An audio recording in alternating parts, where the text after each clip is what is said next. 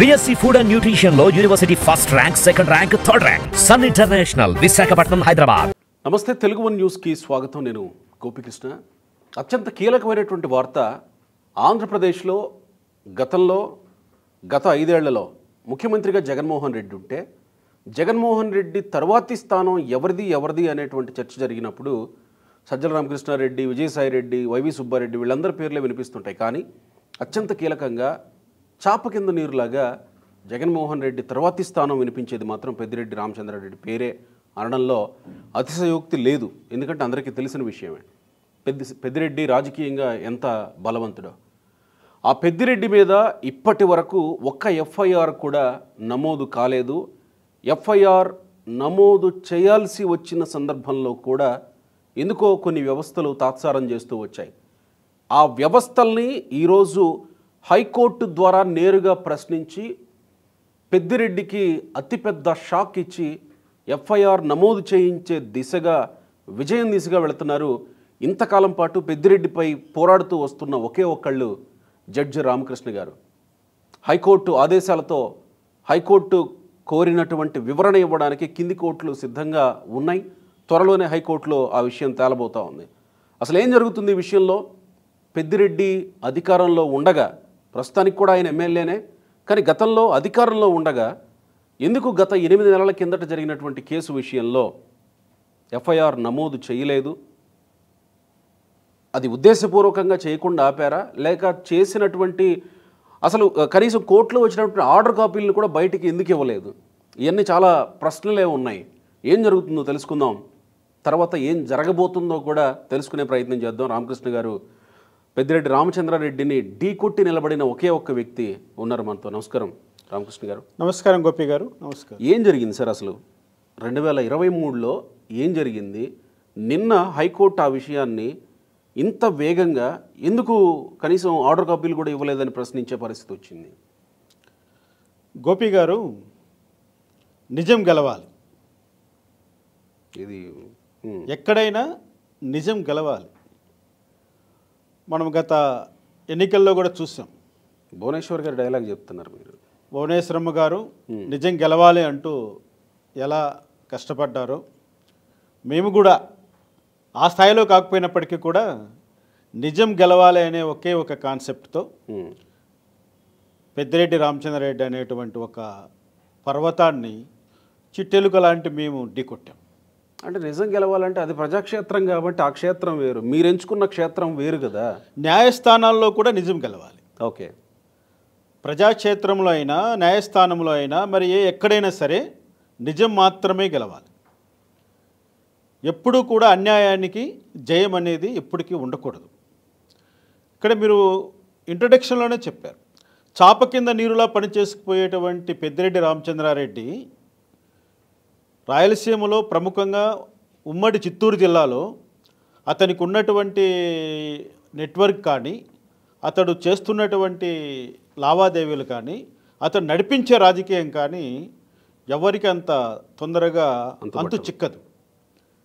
ఎందుకంటే చంద్రబాబు నాయుడు గారికి సమకాలికుడైనటువంటి పెద్దిరెడ్డి రామచంద్రారెడ్డి వాస్తవానికి నేనే ముఖ్యమంత్రి అన్నట్లుగా ఆయన వ్యవహరిస్తుంటాడు రాయలసీమలో. ఇక్కడ పెద్దిరెడ్డి రామచంద్రారెడ్డి గారి పైన ఇంత భారీ ఎత్తున పోరాటం చేయడానికి ముఖ్య కారణం ఆయన చేస్తున్నటువంటి దళిత విద్రోహ చర్యల కారణంగానే నేను చేయాల్సి వచ్చింది. మీకు తెలుసు, ఆయన తిరుపతిలో ప్రెస్ మీట్ పెట్టి చనిపోయిన డాక్టర్ సుధాకర్ గురించి, అదేవిధంగా డాక్టర్ అనితారాణి గురించి, నా గురించి ఎంత హీనంగా, ఎంత నీచంగా మాట్లాడాడో అతని అహంభావానికి అదొక ఉదాహరణ. అంత అహంభావంతో దళితులను ఆయన ఎలా కించపరిచాడో అది నేరమని తెలిసి ఒక మంత్రిగా ఉంటూ ప్రజల ముందర ప్రెస్ మీట్ పెట్టి మళ్ళీ మమ్మల్ని విమర్శించాడు, తిట్టాడు, అపహాస్యం చేశాడు. ఆ కేసు సంబంధించే నేను ఈరోజు పెద్దిరెడ్డి పైన ఇది మొదటి పోరాటం. ఇది 2022లో జరిగినటువంటి సంఘటన. 2022 నుంచి 2024 వరకు ఎఫ్ఐఆర్ నమోదు కాకుండా అనేక రకాలుగా అతను అడ్డుకుంటున్నాడు. న్యాయ ప్రక్రియను తన యొక్క అధికార బలాన్ని అర్థ బలాన్ని ఉపయోగించి న్యాయ ప్రక్రియను అడ్డుకున్నాడు. ఎట్లా అంటారు? మీకు అందరికీ తెలుసు. ఎందుకంటే నేను మొట్టమొదటిసారిగా పోలీస్ స్టేషన్లో అతని మీద ఫిర్యాదు చేసినప్పుడు ఫిర్యాదు తీసుకున్నటువంటి పోలీసులు కేసు నమోదు చేయలేదు. కేసు నమోదు చేయలేదు కాబట్టి న్యాయ ప్రక్రియలో తర్వాత మేము చిత్తూరు జిల్లా ఎస్సీ ఎస్టీ కోర్టును ఆశ్రయించి ఎస్సీ ఎస్టీ కోర్టులో ప్రైవేట్ కంప్లైంట్ ఫైల్ చేశాం. ఆ ప్రైవేట్ కంప్లైంట్ విచారించినటువంటి జిల్లా జడ్జి గారు ఇతనిపైన ఇన్వెస్టిగేషన్ చేయండి, రిపోర్ట్ సబ్మిట్ చేయండి అని చెప్పి జ్యుడిషియల్ ఆర్డర్ పాస్ చేశాడు.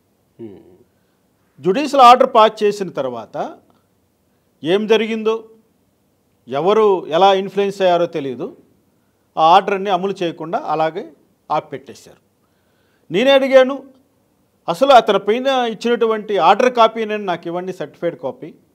నేను తర్వాత ఏం చేయాలో న్యాయ ప్రక్రియలో చేసుకోవాలని నేను 8 నెలల నుంచి సర్టిఫైడ్ కాపీస్ కోసం కోర్టు చుట్టూ తిరుగుతుంటే ఇంతవరకు సర్టిఫైడ్ కాపీ ఇవ్వలేదు. నిన్న ఇచ్చారు. నిన్న హైకోర్టు సీరియస్ అయ్యి కోర్టుకి ఇచ్చారా? నిన్న నాకు ఇచ్చారు. ఓకే. నిన్న నేను విజయవాడలో ఉంటే మా లాయర్ను అదే పనిగా పిలిపించుకొని మా లాయర్ చేతిలో పెట్టారు. హైకోర్టు సీరియస్ అయిన తర్వాత, హైకోర్టు ఆర్డర్ పాస్ చేసిన తర్వాత 8 నెలల తర్వాత, అంటే ఒక కోర్టులో ఇచ్చినటువంటి తీర్పు కాపీని కక్షిదారుడు తీసుకోవడానికి ఇంత శ్రమ పడాలా? లక్షల రూపాయలు ఇచ్చి లాయర్లను పెట్టుకొని హైకోర్టుకి వెళ్ళాలా? 8 నెలల పాటు తిరగాల? ఇంత మనోక్షోభ అనుభవించాలా? ఏం జరుగుతోంది ఇక్కడ? పెద్దిరెడ్డి అన్ని వ్యవస్థలను తన గుప్పిట్లో ఎలా పెట్టుకున్నాడో న్యాయ వ్యవస్థను కూడా తన గుప్పిట్లో పెట్టుకున్నట్లుగా నేను భావిస్తున్నాను. అంటే కక్షిదారుడికి కనీసం తన అనుకూలంగా వచ్చిన తీర్పునైనా వ్యతిరేకంగా వచ్చిన తీర్పునైనా చూసుకొని దాన్ని ఇంప్లిమెంట్ చేసుకోవడానికి అధికారాలు ఉన్నాయి ప్రతి కక్షిదారుడికి. ఆ అధికారాన్ని కూడా, ఆ హక్కును కూడా కాలరాశారు. అదే నేను అంటున్నా, నేను ఇంత పోరాటం చేస్తున్నాను కాబట్టి, నాకు న్యాయం తెలుసు కాబట్టి, నేను న్యాయమూర్తిని కాబట్టి నేను అన్ని చోట్ల ఎక్కడెక్కడికి వెళ్ళాలో వెళ్ళగలిగాను. ఓకే. మరి ఆర్థిక మూలాలు లేనటువంటి పేదవాళ్ళు, చట్టం గురించి పూర్తిగా తెలియనటువంటి అమాయకులు, వాళ్ళకి ఇటువంటి సంఘటన జరిగితే వాళ్ళు ఎవరి దగ్గరికి వెళ్ళాలి, ఎవరిని సంప్రదించాలి, ఎలా న్యాయం పొందాలి? ఏముంది ఆర్డర్ కాపీలో? ఎందుకు ఇన్ని రోజుల పాటు బయటికి రాకుండా ఆపి పెట్టారు? ఆర్డర్ కాపీ ఒకవేళ బయటకు వస్తే ఏం జరుగుతుంది? ఆ ఆర్డర్ కాపీ బయటకు వస్తే పెద్దిరెడ్డి రామచంద్రారెడ్డి పైన ఎఫ్ఐఆర్ అవుతుంది, ఎస్సీ ఎస్టీ అట్రాసిటీస్ కేసు అవుతుంది, దొంగతనం చేసిన కేసు అవుతుంది. అతను అరెస్ట్ చేసేటువంటి అవకాశం కూడా లేకపోలేదు. అంటే నా పైన ఎఫ్ఐఆర్ కడతారా, నన్ను అరెస్ట్ చేస్తారా అన్న అహంభావంతో పెద్దిరెడ్డి రామచంద్రారెడ్డి న్యాయమూర్తిని బెదిరించాడు, ప్రలోభాలకు గురి చేశాడు, ఏదో చేసి ఆ కాపీని బయట రానియకుండా అడ్డుకున్నాడు. దానిపైన నేను 8 నెలల నుంచి పోరాటం చేస్తున్నా, ఒక కాపీ తీసుకోవడం కోసం. ఇది కొత్త పోరాటం. ఇంతకు ముందు నుంచి చేస్తూనే ఉన్నారుగా మీరు పోరాటం? పెద్దిరెడ్డి గారి పైన ముందు నుంచి పోరాటం జరుగుతూనే ఉంది. చాలా ఏళ్ళ నుంచి మాకు ఆయనకు జరుగుతోంది. మీరు జడ్జిగా ఉన్న, నేను రాయచోటిలో జడ్జిగా ఉన్నప్పటి నుంచి పెద్దిరెడ్డి కుటుంబానికి, పెద్దిరెడ్డి బంధువైన జస్టిస్ నాగార్జున రెడ్డికి ఆ సంబంధించినటువంటి హత్యా నేరాలు, దొంగతనాలు, ఎర్రచందనం స్మగ్లింగ్లు, అది వేరే ఎన్ని నేరాలు ఉన్నాయో అన్నిట్లోనే వీళ్ళ ఇన్వాల్వ్మెంట్ ఉంది, అన్నిట్లోనే వీళ్ళ పాత్రదారులు. వీళ్ళపైన ఆ రోజు నుంచి నేను పోరాటం చేస్తున్నా. ఆ పోరాట ఫలితమే నన్ను ఇన్ని రోజులుగా నా ఎంటబడి ఇంతగా హింసించడం భారతదేశ చరిత్రలోనే లేదు. ఇన్ని అంశాల మీద మీరు పోరాటం చేస్తూ వచ్చారు. మీ పోరాటం అనవసర ఆరోపణలేమో, ఒట్టి ఆరోపణలే అయినట్టేమో కదా. కేవలం ఈ ఒక్క విషయంలోనే ఎఫ్ఐఆర్ చేసేంత వరకు వచ్చింది. గతంలో ఉన్నటువంటి అంశాల మీద ఏది ఎఫ్ఐఆర్ అన్నీ కూడా ఎఫ్ఐఆర్లు అయిన దాఖలాలు కూడా ఉన్నాయి. రాయచోటు కోర్టులో కూడా ఎఫ్ఐఆర్ అయింది, రాయచోటు కోర్టులో కూడా నడుస్తున్నాయి. అదేవిధంగా ఇక్కడ ఈరోజు కానీ రేపు కానీ ఎప్పుడో ఓ రోజు ఖచ్చితంగా పెద్దిరెడ్డి రామచంద్రారెడ్డి పైన ఎఫ్ఐఆర్ అవుతుంది, అరెస్ట్ చేస్తారు, అన్నీ జరుగుతాయి. నేను అదే అంటున్నా, న్యాయం గెలవాలి. న్యాయం నిదానమైనప్పటికీ కూడా నిజం గెలిచి తీరుతుంది. అదే సామెతను మనం పాటిస్తున్నాం కదా.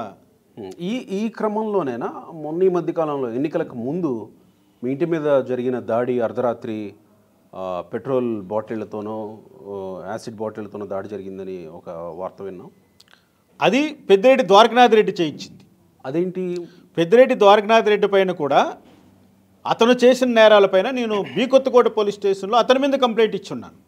ఫిబ్రవరి నెలలో 27/2/2024లో పెద్దిరెడ్డి ద్వారకనాథ్ రెడ్డి చేసినటువంటి నేరాలపైన పెద్దిరెడ్డి ద్వారకనాథ్ రెడ్డి బి కొత్తకోటలోని హాస్పిటల్ రికార్డ్స్ ఫోర్జరీ చేయించి, మ్యానిపులేట్ చేయించి నన్ను తప్పుడు కేసులో ఇరికించినటువంటి సందర్భాన్ని నేను బయట తీసి, వీళ్ళందరూ కూడా మెడికల్ ఆఫీసర్లు, పోలీసులు, ఎమ్మెల్యే పెద్దిరెడ్డి ద్వారకనాథ్ రెడ్డి ఎలా కలిసి కుట్ర పన్నారు నా పైన, అవన్నీ కూడా మీ మీద కూడా ఆ మధ్య కాలంలో ఆరోపణలు వచ్చాయి కదా, ఫోర్జరీ. అవును, అవన్నీ అన్ని దొంగ కేసులు ఎలా పెట్టించారో, అవి ఎలా తప్పుడు కేసులో నేను సాక్ష్యాధారాలతో కలిపి ఇటువంటి తప్పుడు కేసులు ఇచ్చే వాళ్ళపైన చర్యలు తీసుకోమని పోలీస్ స్టేషన్లో కేసు పెట్టాను.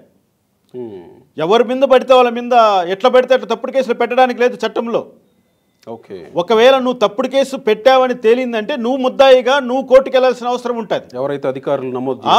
ఎవరైతే అధికారులు తప్పుడు కేసులు పెట్టి అమాయకులను వేధిస్తారో అటువంటి పోలీస్ అధికారులు, ఆ కంప్లైంట్ ఇచ్చినటువంటి ఆ వ్యక్తులు, వీళ్ళందరూ కూడా చట్టం ముందర నిలబడాల్సి ఉంటుంది. ఏదో కంప్లైంట్ ఇచ్చేసాంలే మాకేమవుతుంది అని అనుకోవడానికి లేదు. ఏ వ్యక్తి పైన కూడా తప్పుడు కంప్లైంట్లు ఎక్కడా కూడా ఇవ్వకూడదు. అటువంటి తప్పుడు కంప్లైంట్ ఇచ్చేవాళ్ళు కోర్టు ముందర ఖచ్చితంగా దోషులుగా నిరూపితమవుతారు. ఇప్పుడు ద్వారకనాథ్ రెడ్డి అందులో ఒక భాగం. పెద్దిరెడ్డి ద్వారకనాథ్ రెడ్డి అతని మీద కేసు పెట్టాను కాబట్టి ఆ కేసు కడితే పెద్దిరెడ్డి ద్వారకనాథ్ రెడ్డి కూడా ఈరోజు న్యాయస్థానం ముందు చేతులు కట్టుకొని నిలబడాలి అతను చేసినటువంటి తప్పుడు వ్యవహారానికి. అవన్నీ కూడా డాక్యుమెంట్స్ సహా అన్ని ఆధారాలతో నేను పట్టుకున్నా. అన్ని ఆధారాలు తీసి కేసు పెట్టే వాళ్ళపైన. ఏం జరిగింది ఆ రోజు మీ ఇంటి మీద దాడి విషయంలో? ఇంటి మీద దాడి జరపడానికి, నన్ను బెదిరించడానికి, నన్ను భయభ్రాంతులు గురి చేయడం కోసం ఆ విధంగా చేయించాడు. అంటే ఆ కంప్లైంట్ ఎన్నిక తీసుకోవాలని, పెద్దిరెడ్డి ద్వారకనాథ్ రెడ్డి మీద ఇచ్చినటువంటి కంప్లైంట్ను ఎన్నిక తీసుకోవాలని. ఓకే, లేకపోతే నీపైన ఇటువంటి దాడులు జరుగుతాయి, నీపైన తప్పుడు కేసులు పెడతాం, నీ కుటుంబ సభ్యుల్ని, నీ భార్య బిడ్డలను కూడా మేము వేధిస్తాం అంటూ సిఐ ద్వారా నాకు వార్నింగ్ ఇప్పించారు. అంటే ఏంటి, పెద్దిరెడ్డి కుటుంబం, పెద్దిరెడ్డి మిథున్ రెడ్డి, పెద్దిరెడ్డి ద్వారకనాథ్ రెడ్డి, పెద్దిరెడ్డి రామచంద్రారెడ్డి, వాళ్ళ సమీప బంధువైన జస్టిస్ సివి నాగార్జున రెడ్డి, మాజీ హైకోర్టు జడ్జి, వీళ్ళతోనే నా వ్యవహారం అంతా నడుస్తుంది. వీళ్ళు నలుగురు చేసినటువంటి అన్యాయాలు, అక్రమాలు, వీళ్ళు చేసినటువంటి నేరాల చిట్టా నా దగ్గర ఉంది. ఇవన్నీ కూడా నేను అన్ని చోట్ల వీళ్ళపైన చాలా సందర్భాల్లో నేను పోలీస్ కంప్లైంట్ ఇవ్వడం జరిగింది. మరి వాళ్ళు అంత అన్యాయం, అక్రమం చేసిన వాళ్ళు అయితే ఇంత ఎదురుగాలిలో తట్టుకుని నిలబడి కుటుంబ సభ్యులు ముగ్గురు గెలిచారు కదా సార్ ఎన్నికల్లో. ఎన్నికల్లో గెలవడం వేరు, అతని వ్యక్తిగత క్యారెక్టర్ వేరు. అంటే దాన్ని చూడరా జనాలు? అంటే ఎన్నికల్లో గెలిచిన రౌడీలు, గూండాలు కూడా ప్రజాప్రతినిధులే. అతను పూర్వాశ్రమంలో రౌడీ కావచ్చు, గూండా కావచ్చు, 4 రేపులు చేసి ఉండొచ్చు, 4 మర్డర్లు చేసి ఉండొచ్చు. అవన్నీ కూడా అతను ప్రజాప్రతినిధిగా గెలిచిన వెంటనే అవన్నీ మాసిపోవు. అంటే ప్రజలు ఆలోచిస్తారు కదా, అవి కూడా ఇలాంటి వ్యక్తులకు మనం ఓట్లేసి గెలిపించుకుందామా అని. అది ప్రజల ఆలోచన, ప్రజాభిప్రాయం. ప్రజాభిప్రాయం ఏ విధంగా ఉన్నప్పటికీ ప్రజాస్వామ్యంలో గౌరవించి తీరాలి. అతను మంచి వ్యక్తిని గెలిపిస్తున్నారా, చెడ్డవాళ్ళని గెలిపిస్తున్నారా ప్రజలనే దానికి కాలం సమాధానం చెప్తుంది. ఈరోజు ఇంత వ్యతిరేకతలో కూడా పెద్దిరెడ్డి కుటుంబం మొత్తం గెలిచింది అంటే దానికి వాళ్ళు అక్రమంగా సంపాదించినటువంటి వేల కోట్ల రూపాయలు ఖర్చు పెట్టారు కాబట్టి గెలవగలిగారు. ఇది ఎవరినైనా అడగండి వెళ్ళి, వాళ్ళ మీద అభిమానంతో ఓట్లేశారా లేకపోతే ఏ విధంగా వాళ్ళు గెలిచారనే సంగతి తెలుస్తుంది. వాళ్ళ గెలుపు ఎలా అయినప్పటికీ గెలిచారు, అంతే కదా. దాని గురించి నేను మాట్లాడదలుచుకోలేదు. సరే, ఆ గెలుపును పక్కన పెడదాం. టెక్నికల్గా ఈ అంశం కేసు విషయానికి వద్దాం. నిన్న హైకోర్టు స్పష్టంగా చెప్పింది. తర్వాత ఏంటి, ఏం జరగబోతుంది? 2 వారాల లోపల ఆ జిల్లా జడ్జి గారు సమాధానం చెప్తారు. ఓకే, ఆ జిల్లా జడ్జి గారు ఏం సమాధానం చెప్తారో దానికి నేను ఎటువంటి సమాధానం ఇవ్వాలో సిద్ధంగా ఉన్నాం. జరిగిండేది అంతా పేపర్ మీద ఉంది. ఓకే, కోర్టు రికార్డులో అంతా భద్రపరచబడి ఉంది. కానీ 8 నెలల పాటు ఎందుకు నాకు ఆర్డర్ కాపీ సప్లై చేయలేదు? ఓకే, ఆ ఆర్డర్ కాపీని ఎందుకు బయట రానియకుండా తొక్కి పెట్టారు. బేసిక్గా అట్రాసిటీ అనేది ఒక కేసు ఇది అయితే ఇది డబుల్ అట్రాసిటీ. ఎందుకు ఇంతకాలం పాటు బయటికి రాకుండా చేశారు? ఇది డబుల్ అట్రాసిటీ. అంటే డబ్బున్న వాళ్లకు, అధికారంలో ఉన్న వాళ్ళు ఏ విధంగా తమ పనులు చక్కబెట్టుకుంటారో ఇది ఒక ఉదాహరణ. నేను ఇంత పోరాటం ఎందుకు చేస్తున్నానంటే సామాన్య ప్రజలు వదిలిపెట్టేస్తారు. కోర్టుకు వెళ్ళలేక, ఖర్చులు పెట్టుకోలేక, లాయర్లతో ఏగలేక, ఎవరు ఏ విధంగా ఎప్పుడు మారిపోతారో తెలియక, వాళ్ళకి న్యాయం జరుగుతుందో న్యాయం జరగదో అనే ఒక మనోవేదన తట్టుకోలేక చాలామంది వదిలిపెట్టేస్తారు. కానీ నేను వదిలిపెట్టకుండా ఎందుకు పోరాటం చేస్తున్నానంటే నాకంటూ ఒక బాధ్యత ఉంది. నేను ఒక న్యాయవాదిగా పనిచేసి న్యాయమూర్తి అయిన వాడిని. ఎన్నో వేల కేసుల్లో తీర్పులు ఇచ్చిన వాడిని. మరి అటువంటి నేను నాకు జరిగిన అన్యాయాన్ని అలా వదిలిపెట్టేస్తే గాలికి ఇంకా నా జీవితానికి సార్థకత ఏముంటుంది? కరెక్ట్. వ్యక్తి మీద పోరాటం వరకు ఓకే, వ్యక్తి మీద పోరాటం అయితే వ్యవస్థల దగ్గరికి వెళ్తాం న్యాయం చేయమని. వ్యవస్థల మీదే పోరాటం చేయాల్సి వచ్చింది కదా మీరు ఇప్పుడు. వ్యవస్థలు కూడా చట్టానికి లోబడే పనిచేస్తాయి కదా. వ్యవస్థలు చట్టాన్ని దాటి పనిచేస్తే ఆ వ్యవస్థ కూడా బాధ్యత వహించవలసిందే కదా తను చేసిన తప్పుకి. నేను చెప్పేది అదే. ఓకే, అది వ్యవస్థ అయినా వ్యక్తి అయినా తప్పే. వ్యక్తిగతంగా ఒక వ్యక్తి చేసే తప్పును తప్పు అని భావించినప్పుడు వ్యవస్థీకృతంగా 4-5 మంది కలిసి చేసే తప్పును కూడా తప్పుగానే భావించాలి. రైట్. ఇప్పుడు పెద్దిరెడ్డి అరెస్ట్ అయ్యే అవకాశం ఉందా ఈ విషయంలో? ఖచ్చితంగా కావాలి. నేను ఈ విషయమే ఈ ముఖ్యమంత్రి గారికి నేను ఇదే అడుగుతాను, హోమ్ మినిస్టర్ గారికి ఇదే చెప్తాను. నేను ఈ 5 సంవత్సరాల నా పోరాటానికి నేను కోరుకుంటున్నది ఇదే. అంటే ముఖ్యమంత్రి హోమ్ మినిస్టర్ చేసేది కాదు కదా, మీరు ఆల్రెడీ న్యాయ పోరాటం చేస్తున్నప్పుడు న్యాయస్థానాలు న్యాయ పోరాటంలో న్యాయస్థానాలు ఇచ్చేటువంటి ఆర్డర్ని ఇంప్లిమెంట్ చేసేది ఎవరు? పోలీసులే కదా. పోలీస్ వ్యవస్థ. ఆ పోలీసు వ్యవస్థకు బాసుగా ఉన్నటువంటి హోమ్ మినిస్టర్ గారే కదా. రైట్. హోమ్ మినిస్టర్ గారికి బాసుగా ఉన్నటువంటి చీఫ్ మినిస్టర్ గారే చేయాలి కదా. కాబట్టి న్యాయస్థానాలు ఇచ్చేటువంటి ఏదైతే ఆర్డర్స్ ఉన్నాయో దాన్ని ఇంప్లిమెంట్ చేసే బాధ్యత ప్రభుత్వం పైన ఉంటుంది. కాబట్టి ఇప్పుడు జగన్మోహన్ రెడ్డి గారి ప్రభుత్వంలో న్యాయస్థానాలు చాలా కొన్ని వేల తీర్పులు ఇచ్చాయి ప్రజలకు అనుకూలంగా. ఆ తీర్పులు గవర్నమెంట్ ఇంప్లిమెంట్ చేయలేదే. మళ్ళా ప్రజలందరూ కూడా మళ్ళీ కంటెంప్ట్ ఆఫ్ కోర్ట్ అని మళ్ళీ తిరిగి కోర్టు చుట్టూ తిరగాల్సి వచ్చింది. నేను అంటున్నది ఏంటంటే ఆ విషయానికి వస్తే కోర్టుల్ని అన్నటువంటి వాళ్ళ మీదనే కంటెంప్ట్ ఆఫ్ కోర్టు కింద కేసు పెడితే వాళ్ళు ఇప్పటివరకు సబ్మిట్ చేయలేదు, వాళ్ళని కోర్టు ముందు ప్రవేశపెట్టలేదు. అది చేయాల్సిన బాధ్యత ప్రభుత్వానికి, పోలీసులదే కదా. పోలీసులు అదే అంటున్నా. కాబట్టి మనం న్యాయస్థానాన్ని ఆశ్రయించినప్పటికీ, న్యాయస్థానం నుంచి మనము తీర్పు తెచ్చుకున్నప్పటికీ ఆ తీర్పును అమలు చేసేటువంటి వ్యవస్థ ప్రభుత్వం కంట్రోల్లో ఉంటుంది. కాబట్టి మనము ప్రభుత్వం కూడా అడగాలి, ప్రభుత్వాల వారు కూడా మనం రిక్వెస్ట్ పెట్టుకోవాలి. అప్పుడే న్యాయస్థానాలు ఇచ్చిన తీర్పు సంపూర్ణంగా అమలు చేయడానికి అవకాశం కలుగుతుంది. పెద్దిరెడ్డి రామచంద్రారెడ్డి మీద మీదొక పోరాటం అయితే, రాజకీయ పార్టీలుగా జనసేనది ఒక పోరాటం, తెలుగుదేశం పార్టీది అంతకు మించిన పోరాటం.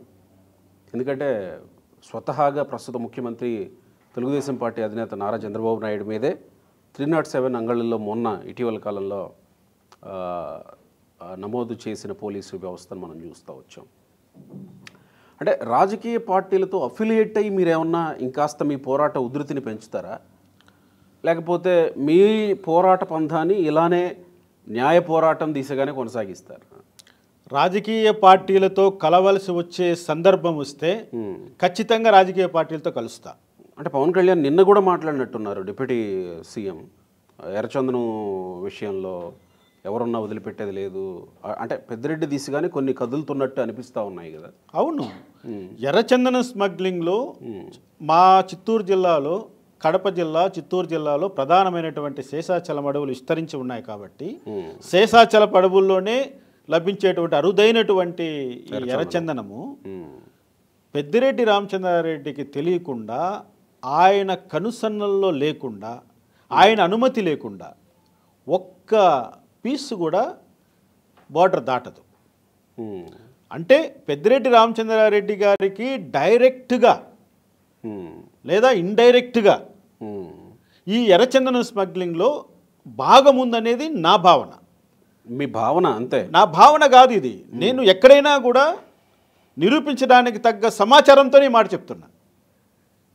నేను నా దగ్గరున్న సమాచారాన్ని కూడా ఇంతకుముందు ఎవరి చేతికి నేను ఇవ్వలా, ఎందుకంటే నాకు ఎవరి మీద నమ్మకం లేదు కాబట్టి. ఈరోజు జనసేన అధినేత పవన్ కళ్యాణ్ గారు డిప్యూటీ చీఫ్ మినిస్టర్గా ఆయన ఒక కమిట్మెంట్తో పనిచేస్తున్నాడు. ఇదే కమిట్మెంట్తో పవన్ కళ్యాణ్ గారు పనిచేస్తూ ఉంటే ఖచ్చితంగా నేను ఈ సమాచారాన్ని పవన్ కళ్యాణ్ గారి చేతిలో పెడతాను. ఒకవేళ నాకు ఎటువంటి అనుమానం వచ్చినా నేను స్వయంగా పోరాటం చేస్తానే కానీ రాజకీయ పార్టీ నాయకులతో మాత్రం కలిసి పోరాటం చేయాలి చెప్తున్నా. ఎందుకంటే రాజకీయ నాయకులు ఎప్పటికప్పుడు నిత్య నూతన ప్రియులు ఈ రాజకీయ పార్టీ నాయకులు. వాళ్లకు అప్పటికప్పుడు మాట్లాడతారు, దాన్ని మర్చిపోతారు, ఇంకో సబ్జెక్ట్కి వెళ్ళిపోతారు. అందుకని నేనేమంటే నా కేసును, నేను ఇచ్చేటువంటి కంప్లైంట్ను కానీ, నేను ఇచ్చేటువంటి సమాచారాన్ని కానీ వదిలిపెట్టకుండా లాజికల్ ఎండ్ వరకు తీసుకెళ్ళగేటువంటి పొలిటీషియన్ నాకు ఎవరైనా కనపడితే నేను వాళ్ళతో కలిసి వాళ్ళ ద్వారా ఈ పెద్దిరెడ్డి రామచంద్రారెడ్డి అక్రమాలను ప్రజల ముందర పెట్టాలనేది నా కోరిక. ఇప్పుడు పెద్దిరెడ్డికి మరి ఒకవేళ కోర్టు ఆర్డర్ ప్రకారం ఆల్రెడీ SC/ST అట్రాసిటీ కేసు తర్వాత ఇన్ని రోజుల పాటు ఆర్డర్ కాపీ రాకుండా తన చొరవతోనే తన ప్రలోభాలతోనే ఆగింది అని మీరు నిరూపించగలిగితే పడే శిక్షలు ఎలా ఉండబోతాయి?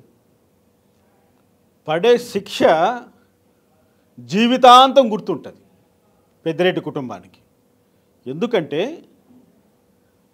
ఎప్పుడైతే చనిపోయిన దళిత డాక్టర్ సుధాకర్ ప్రెస్ మీట్లో అంత ఘోరంగా మాట్లాడటం, ఆడబిడ్డ దళిత డాక్టర్ అనితారాణి గారిని ఆ విధంగా మాట్లాడటం, ఒక జడ్జి, నేను ఈ రోజుకి జడ్జినే, నన్ను వీడు కూడా జడ్జి అని చెప్పుకొని తిరుగుతున్నాడంటూ నిన్ను కొత్తకోటలో చంద్రబాబు నాయుడు వచ్చి కాపాడతాడా, ఏబిఎన్ రాధాకృష్ణ వచ్చి కాపాడతాడా చూస్తానంటూ వార్నింగ్ ఇచ్చినటువంటి పెద్దిరెడ్డి రామచంద్రారెడ్డి అహంకారం ఎలా తొక్కిపెట్టి నారతీస్తానో పెద్దిరెడ్డికి ఇది గుణపాఠం. వదిలిపెట్టే ప్రశ్నే లేదు. ఎవ్వరు వదిలిపెట్టినా ఆ రోజు మాట్లాడింది ఉండే ఉంటుందిగా. ఇప్పటికీ ఏంటి క్లిప్పింగ్ వేసి వినండి, ప్రజలకు వినిపించండి. ఎందుకు జడ్జి రామకృష్ణ ఇంతగా పెద్దిరెడ్డి పైన పోరాటం చేస్తున్నాడో ప్రజలకు అర్థం కావాలి. ఎంతంత మాటలు, ఎంత లేసి మాటలు అన్నాడు దళిత జాతిని ప్రజలు వినాలి. ఈయన చెప్తాడు దళితుల కోసమే, వాడెవడో పిచ్చోడు సుధాకర్ అని, వాడు రోడ్లో పడిపోయి దొలుతావా అంటే మీరంతా కూడా మీడియాలో చిత్రీకరించారు. ఇంకొక ఆమె మనుషులతోనే మాట్లాడదు, ఆ డిఎస్పీ పోతే కూడా, ఆమె అడిషనల్ ఎస్పీ పోతే కూడా నేను మాట్లాడండి నీతో అని చెప్తుంది. ఈడెవడో ఎప్పుడో సస్పెండ్ అయినాడు 10 ఏళ్ళు 11 ఏళ్ళ ముందర, వాడు నేను ఇంకా మేజిస్ట్రేట్ అని చెప్పుకొని చేస్తాడు. వాడు ఏం చెప్తా ఉన్నాడు?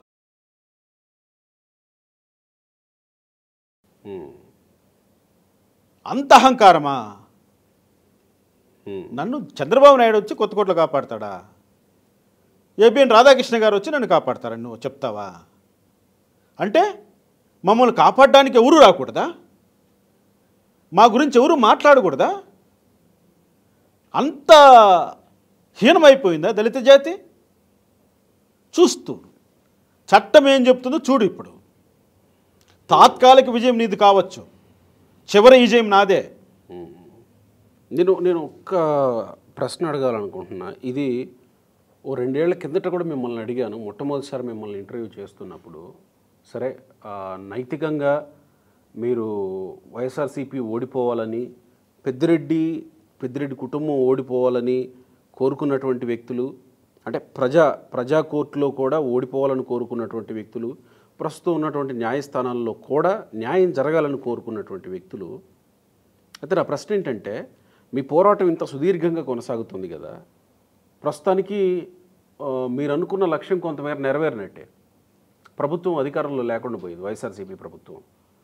మరి ఇప్పుడు మీ లక్ష్యం నెరవేరింది అని అంటే వెళ్ళిపోయి మళ్ళా మీ సస్పెన్షన్ వ్యవహారంలో ఏమన్నా కాస్త దాన్ని చూసుకొని మళ్ళీ జడ్జిగా ఏమన్నా వెళ్ళే అవకాశాలు ఉంటాయనుకోవచ్చా? జడ్జిగా వెళ్ళే అవకాశాలు ఏమాత్రము ఉండవు. ఎందుకు ఈ మాట అంటున్నానంటే, జడ్జి అన్నవాడు కొన్ని నీతి నియమాలకి కట్టుబడి పనిచేయాలి. ఎటువంటి రాగద్వేషాలు లేకుండా పని చేయాల్సినటువంటి అవసరం ఉంటుంది. అవును కదా. ఈ గత 12 సంవత్సరాల కాలం నుంచి నా పోరాట కాలంలో నేను చాలామంది వ్యక్తులు చూశాను. చాలామంది వ్యక్తులపైన ఒక ద్వేషభావం నాలో రగిలిపోయింది.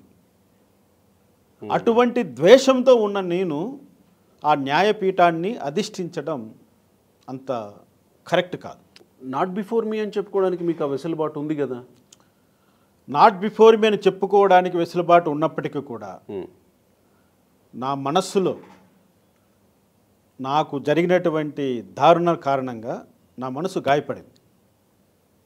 ఆ గాయం రేపినటువంటి బాధ చిరకాలం ఉంటుంది. కాబట్టి నాకున్న అధికారాన్ని నేను ఎక్కడ దుర్వినియోగపరుస్తానో అన్న భయం కూడా నాలో ఉంది. అందుకనే మళ్ళీ జడ్జిగా వెళ్ళాలన్నటువంటి ఆలోచన నేను చేయట్లేదు. ఆ జడ్జి ఉద్యోగం నాకు అవసరం లేదు. తొందరలోనే మరి మీ లక్ష్యం ఏంటి? బయట వస్తున్నా. నాకు ఇంకా రాజకీయ పోరాటమే. ఓకే. సమాజ శ్రేయస్సు కోసం, సమాజంలో పేద ప్రజలకు, దళితులకు జరిగేటువంటి అన్యాయాలపైన నాకున్నటువంటి తెలివితేటలను, నాకున్నటువంటి ఆర్థిక మూలాలను, నాకున్నటువంటి ధైర్య సాహసాలను, చట్టం తెలిసినటువంటి వ్యక్తి, చట్టం ద్వారా నేను ప్రజలకు అందుబాటులో ఉండి ప్రజాసేవ చేయాలని నేను నిర్ణయం తీసుకున్నాను. ఆల్రెడీ మీరు ఆర్గనైజేషన్ కూడా స్థాపించుకున్నాను. ఆర్గనైజేషన్ ద్వారా నేను కొన్ని పనులు చేస్తున్నాను. ఇంకా విస్తృతంగా పని చేయడానికి ప్రయత్నం చేస్తాను. అందుబాటులో ఉంటాను ప్రజలకి.